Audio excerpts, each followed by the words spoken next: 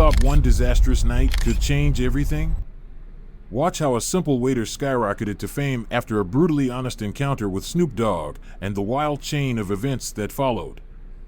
A waiter insulted Snoop Dogg at a luxury restaurant, but when the truth came out, everything shifted in an unexpected way.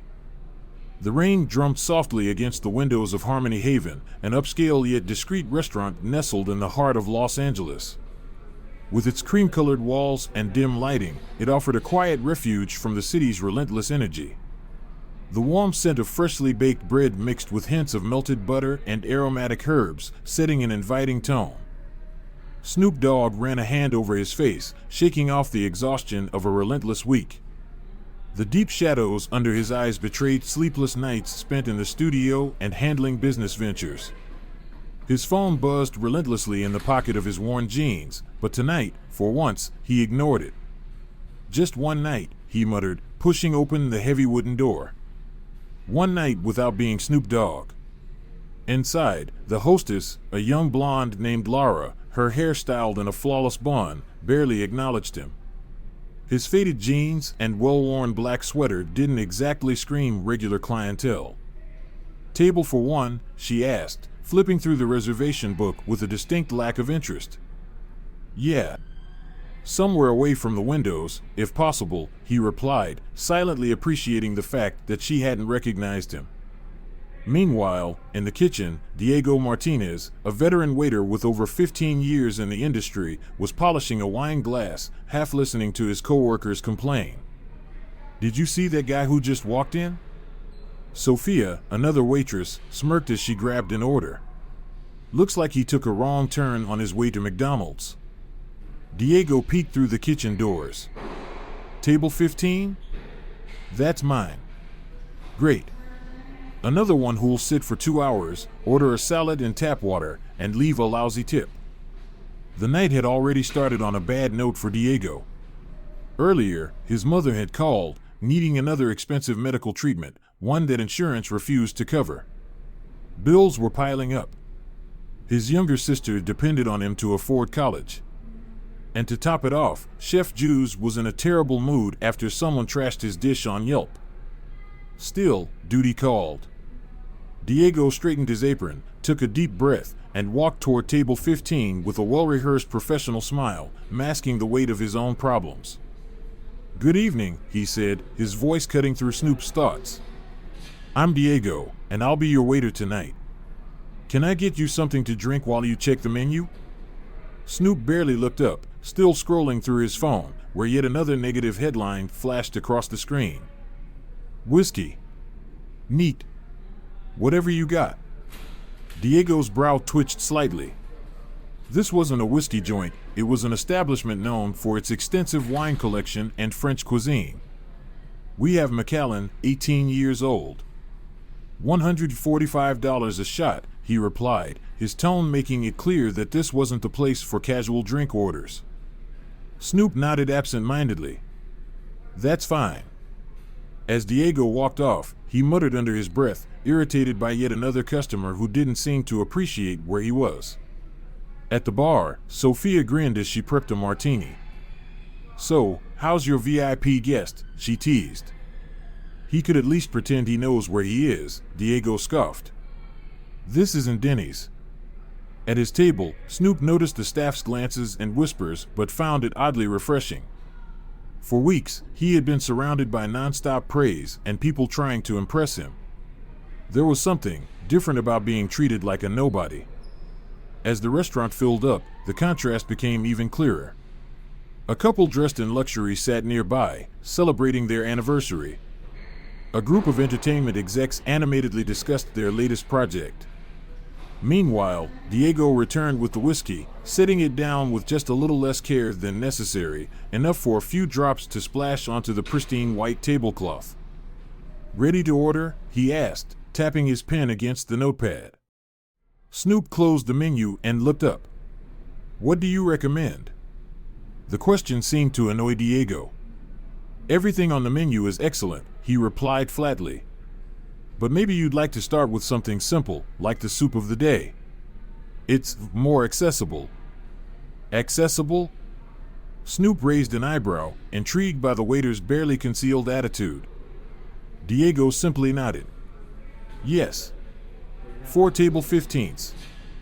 And at that moment, the night took a turn no one saw coming. The lobster is market price, Diego explained with the patience of someone speaking to a child. Which today is significantly higher. Snoop's phone lit up with another message, another issue with his label. He ignored it. There was something oddly entertaining about this waiter's attitude. I'll have the foie gras to start, Snoop said, his pronunciation so off that Diego visibly winced. And the filet mignon, medium rare. Diego couldn't help himself. Are you sure? Foie gras is quite sophisticated. Not everyone has the palate for it. At the next table, a couple celebrating their anniversary exchanged uneasy glances. The waiter's tone was far from professional, but Snoop looked more amused than offended. I'm sure. His response was simple, unfazed. And a bottle of wine. What do you recommend? Diego glanced at Snoop's worn sweater, then at the extensive wine list. We have a pretty basic Merlot for $50, probably more in line with your budget. Without hesitation, Snoop replied, bring me the Chateau Lafite Rothschild 2010. Diego hesitated. That was one of the most expensive bottles in the restaurant, $2,500. Sir, that wine costs. The bottle will be fine, Snoop interrupted, already back to scrolling through his phone.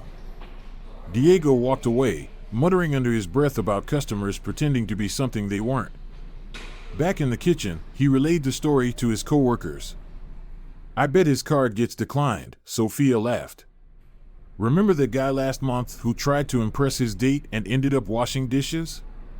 As the night went on, Diego grew bolder. When Snoop mispronounced Bordeaux, Diego corrected him with barely concealed condescension. When he asked for ketchup with his $120 steak, Diego nearly rolled his eyes into another dimension. You know, Diego said while clearing the dessert plate, next time, there's a lovely place nearby called Burger King. I think you'd feel more comfortable there. Nearby diners held their breath. They expected an explosion of anger, an outburst, a confrontation.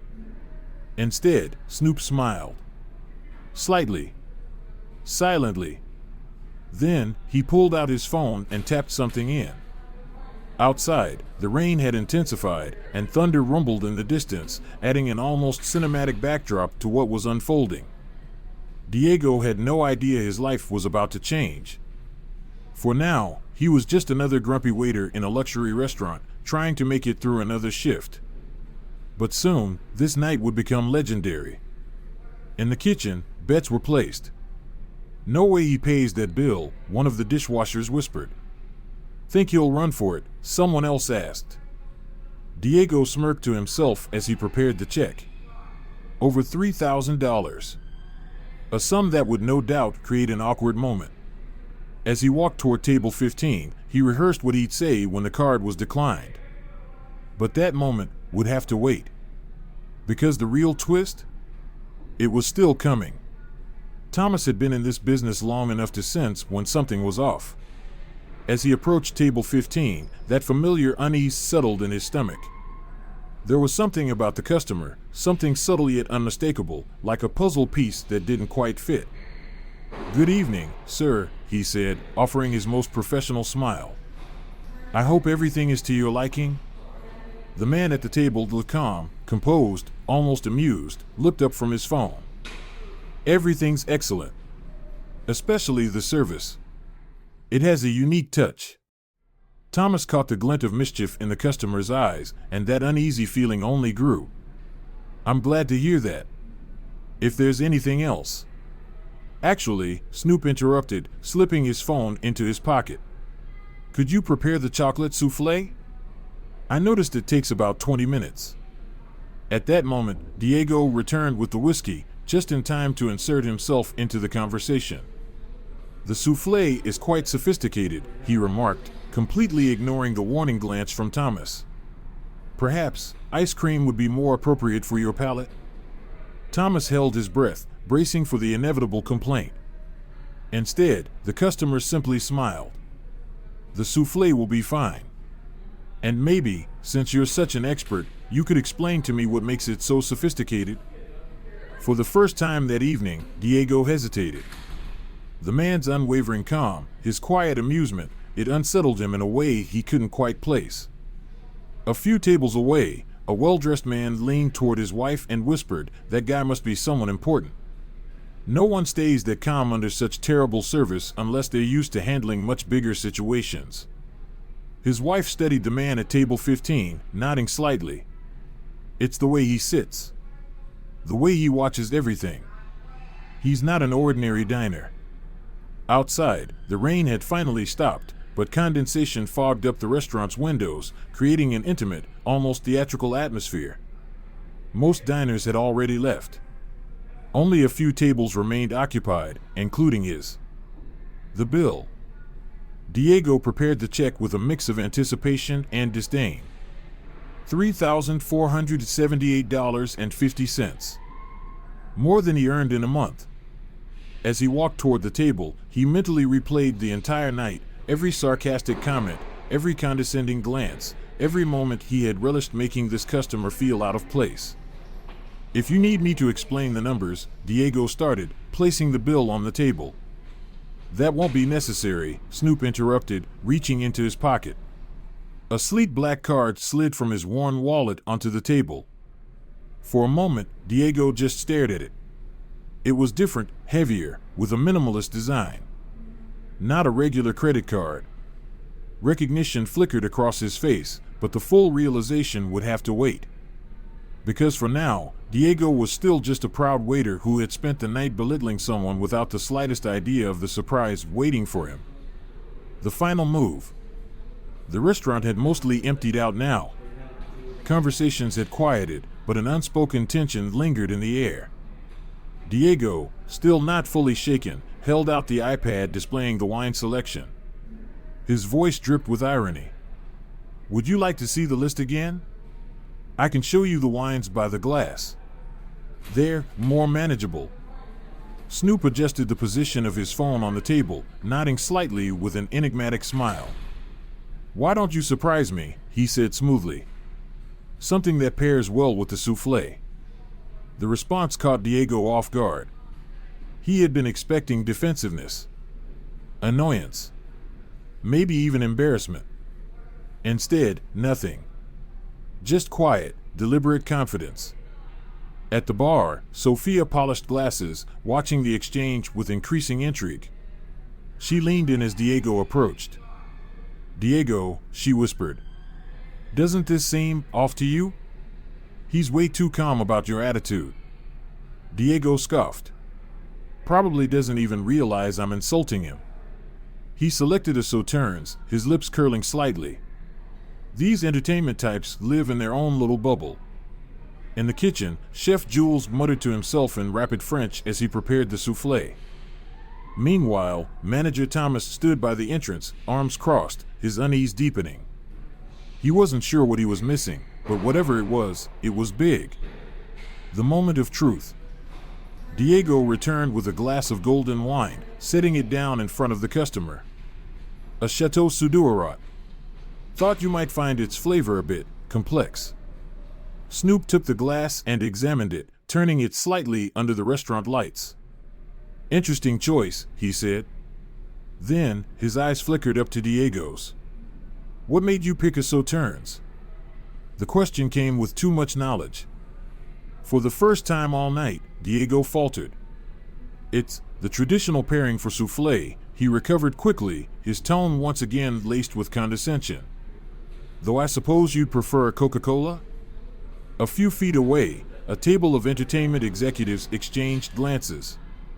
They had been watching this entire exchange, and now, one of them discreetly pulled out his phone and started typing something. Across the room, Sophia frowned. Diego, an executive at the bar, suddenly called out, voice casual yet pointed. "Is that waiter always like this with customers?" Sophia hesitated. "No," she admitted. "Diego's usually very professional.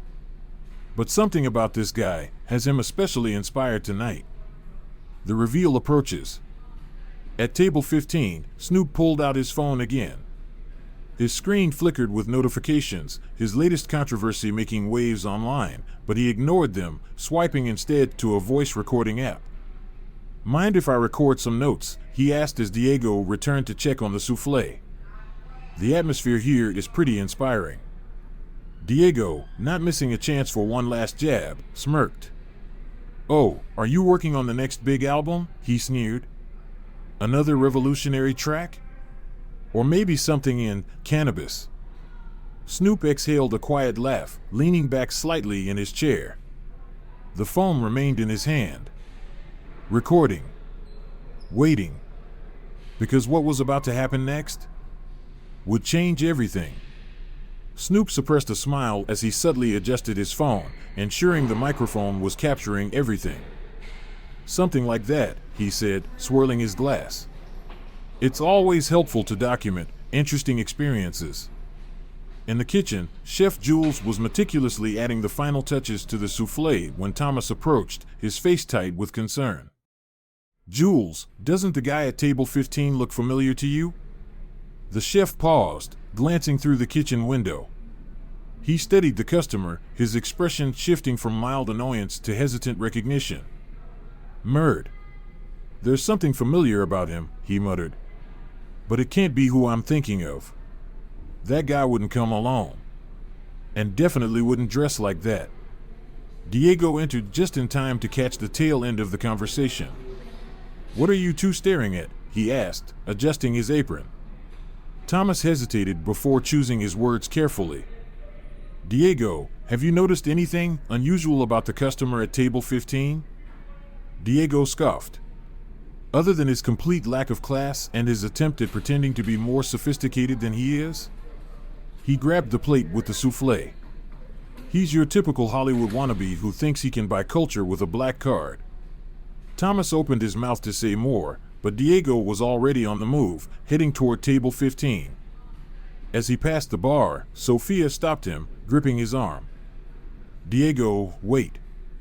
One of the executives at table 6 just showed me something on his phone," she whispered, her voice urgent. "I really think you should." "Not now, Sophia," Diego interrupted, shaking her off. "I need to serve this souffle before it deflates." The breaking point. Reaching Snoop's table, Diego set the dessert down with an exaggerated flourish. "Your souffle, sir. Do you need me to explain how to eat it?" His smirk widened. "It's quite a bit more sophisticated than a Starbucks brownie." Snoop, still recording discreetly, angled his phone slightly to capture the moment. "Please. Enlighten me," he said smoothly. "I'm always eager to learn." The response was delivered with absolute calm, once again defying Diego's expectations. No irritation. No offense taken. Just quiet amusement. For the first time all night, Diego felt something unsettling twist in his gut. At the bar, Sophia was on the verge of hyperventilating after seeing what the executive had shown her. "Thomas," she whispered, barely able to contain herself. "Do you know who that is?" Thomas turned sharply toward table 15, realization creeping into his face like a slow dawn. Before he could say a word, Diego strolled back toward the bar, shaking his head in disbelief. "Can you believe he just asked me about the physics of why a souffle rises?" he scoffed. "Like he actually cares about the science behind." "Diego," Sophia interrupted desperately. "There's something you need to know." But Diego was already turning away. Snoop had just gestured for more wine. On his way back to the table, Diego took a brief moment to check his phone. 3 missed messages from his sister. "Diego, are you watching the news? Answer me. This is important. Please tell me you're not being yourself tonight." He rolled his eyes, assuming it was just some family drama. The final blow. Returning to table 15, Diego poured the wine slowly, his tone thick with sarcasm. "You know," he mused, "it's refreshing to see someone pretend so much interest in gastronomy. Most entertainment types who come here just want to show off how much they can spend." Snoop took a sip, watching Diego over the rim of his glass. "And what makes you so sure I'm pretending?" Diego let out a dry laugh. "Oh, please. I've been in this business for 15 years. I can spot the difference between someone who genuinely appreciates fine dining and someone who's just trying to keep up appearances." His voice dripped with confidence as he leaned in slightly. "The way you hold your utensils. How you pronounce French names. The fact that you asked for ketchup with a prime steak." He shrugged. It all screams new money trying to fit in. A hush had fallen over the remaining diners. Several held their breath, torn between disbelief and morbid fascination. At a nearby table, the entertainment executives had long stopped pretending they weren't eavesdropping. One of them was now discreetly filming the scene. Snoop tilted his head slightly, adjusting his phone again. 15 years is a long time, he mused. "You must have seen all kinds of customers." Diego smirked. "Absolutely." He had no idea Sophia was practically begging for his attention from across the bar. "But you entertainment guys, you're my favorite category. Always so sure you're changing the world with your music and cannabis ventures." Snoop exhaled a soft chuckle, swirling his glass. "You don't say?"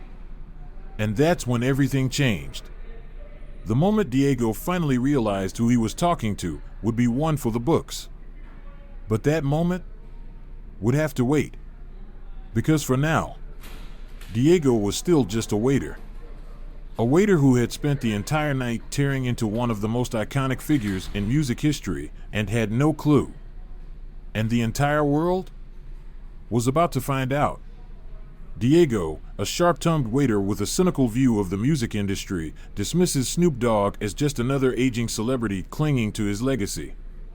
With a smirk, he makes sarcastic remarks about the rap scene, unaware that his target is sitting right in front of him. But when he notices the amused expression on his customer's face, the phone recording on the table, and the hushed whispers around the restaurant, a cold realization washes over him. He's been talking to Snoop Dogg the entire time. The air in the restaurant thickens with tension. Staff and guests freeze, watching Diego as his arrogance crumbles. His heart pounds as he replays every snide remark he made that night. Expecting anger or even humiliation, he braces for the worst. But instead of outrage, Snoop appears intrigued. He waves off Diego's stammering apology and leans in with genuine curiosity, saying it's been a long time since anyone spoke to him with such brutal honesty. As their conversation unfolds, Snoop peels back Diego's layers of sarcasm and bravado, uncovering a man worn down by the realities of working in the service industry. Diego confesses that he's tired of pretense, of wealthy guests flaunting their status, of the illusion celebrities create. He admits he assumed Snoop was just another entitled star trying to appear down to earth. The irony isn't lost on either of them. The night takes an unexpected turn when Snoop shifts the focus from himself to Diego. He digs deeper, learning about the waiter's struggles, his mother's expensive medical bills, his sister's college tuition, and the grueling double shifts he works just to keep up. Diego never meant to share this, but in the midst of the rawest conversation of his life, he finds himself exposed. Yet, rather than offering pity, Snoop listens intently. Then, the unthinkable happens. Instead of reprimanding Diego or brushing him off, Snoop offers him a job. Not as a PR specialist, not as an industry insider, but as someone who can provide an unfiltered perspective, a truth teller in a world of polished facades. Diego, stunned, struggles to process the offer. He has no experience in communications, no background in corporate strategy. But that's exactly why Snoop wants him, because he sees the disconnect between celebrity culture and real life in a way few do. The restaurant erupts in murmurs. Executives at a nearby table start taking notes, recognizing that Snoop has, once again, turned an awkward moment into an opportunity. Diego, still in shock, hesitates. What if he messes up?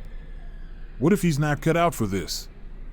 But Snoop simply grins, telling him he'd rather have someone fail honestly than succeed dishonestly. As the night stretches into dawn, Diego's world shifts.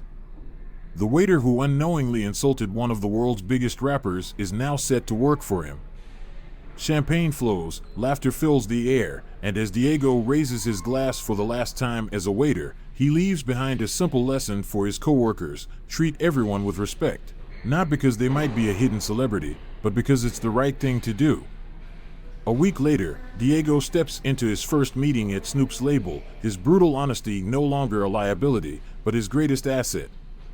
Sometimes, the most unexpected opportunities come from speaking the truth, even when it's uncomfortable.